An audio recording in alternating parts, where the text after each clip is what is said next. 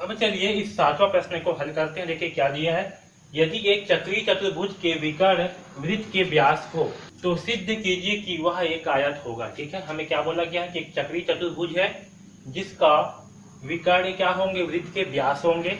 तो हमें सिद्ध करना है कि वह जो है जो चक्रीय चतुर्भुज होगा वो क्या होगा, एक आयत होगा। ठीक है, तो देखिए यहाँ पास एक वृत्त है, इसमें क्या है ABCD, ये जो है एक चतुर्भुज है जिसमें AC और ये आपका BD ये दोनों क्या होंगे, व्यास होंगे। ठीक है, तो चलिए इसे हल करते हैं।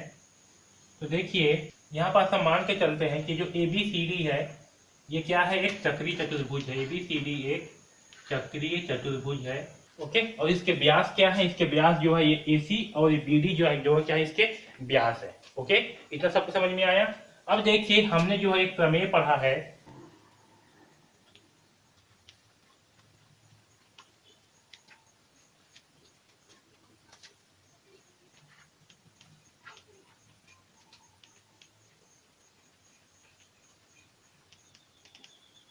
तो हमने जो है एक प्रमेय पढ़ा था, क्या है, वृत्त की परिधि के किसी बिंदु पर व्यास द्वारा बना कोण क्या होता है, समकोण होता है। तो यहाँ पर देखिए ये जो AC है, AC क्या है, एक व्यास है।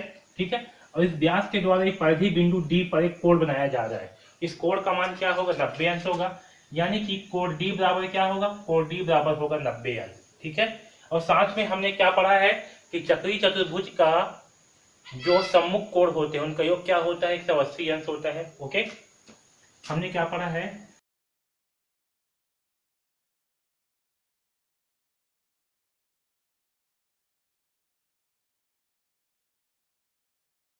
तो हमने पढ़ा है कि चक्रीय चतुर्भुज का सम्मुख कोण का योग क्या होता है, 180 अंश। तो देखिए यहाँ पास ये जो ABCD है इसमें क्या है, ये जो कोण D का मान क्या है, 90 अंश है।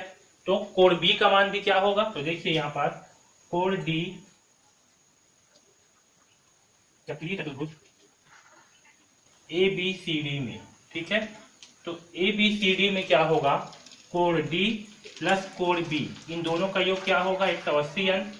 हमें कोण D का मान क्या मिला है, कोण D का मान प्राप्त हुआ 90 अंश, क्या होगा 90 अंश प्लस कोण B बराबर 180 अंश। तो यहाँ से हमें कोण B का मान क्या प्राप्त होगा, 180 अंश माइनस 90 अंश। ठीक है, और 180 अंश माइनस 90 अंश करने पर हमें कोण B का मान भी क्या प्राप्त होगा, 90 अंश प्राप्त होगा। ओके, इसी प्रकार देखिए जो BD है, ये BD क्या होगा, व्यास होगा। ठीक है, और व्यास के द्वारा वृत्त की परिधि पर बनाया गया कोण का मान क्या होता है, 90 अंश। यानी कि कोण C बराबर क्या होगा, कोण C बराबर होगा 90 अंश। ओके, और कोण C बराबर 90 अंश है, तो चूंकि ये जो आपका ABCD है ये क्या है, एक चक्रीय चतुर्भुज है, एक चक्रीय चतुर्भुज है।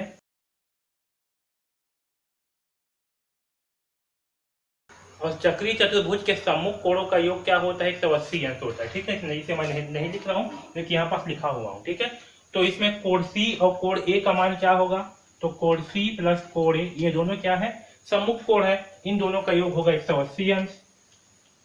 ओके, तो यहाँ से कोण C का मान क्या है, 90 अंश, तो 90 अंश प्लस कोण A बराबर 180 अंश। ठीक है, तो यहाँ से हमें कोण A का मान क्या प्राप्त होगा, 180 अंश माइनस 90 अंश, यानी कि कोण A का मान प्राप्त होगा 90 अंश। ठीक है, तो देखिए यहाँ पास हमें चारों कोणों का योग क्या प्राप्त, मतलब चारों कोणों का मान क्या प्राप्त हुआ, 90 अंश। कोण D का मान 90 अंश, कोण B का मान 90 अंश, कोण C का मान 90 अंश और कोण A का मान भी 90 अंश है।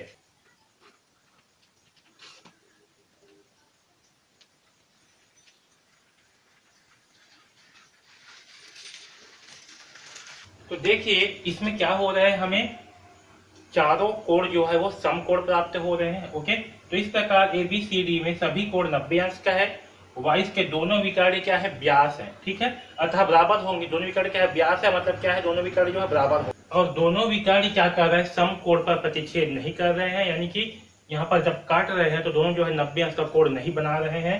ठीक है, अगर 90 अंश का कोण बनाते तो क्या होते हैं, जो है एक वर्ग होता है। ठीक है, लेकिन क्योंकि ये जो है 90 अंश का कोण नहीं बना रहा है, इसलिए उपयुक्त प्रतिबंधों के आधार पर कि इसके व्यास जो है आपस में बराबर है, यानी कि इसके दोनों विकर्ण बराबर हैं और सभी कोण जो है 90 अंश का है, इसलिए क्या होगा, ABCD जो है ये जो है एक आयत होगा। ठीक है, आया समझ में।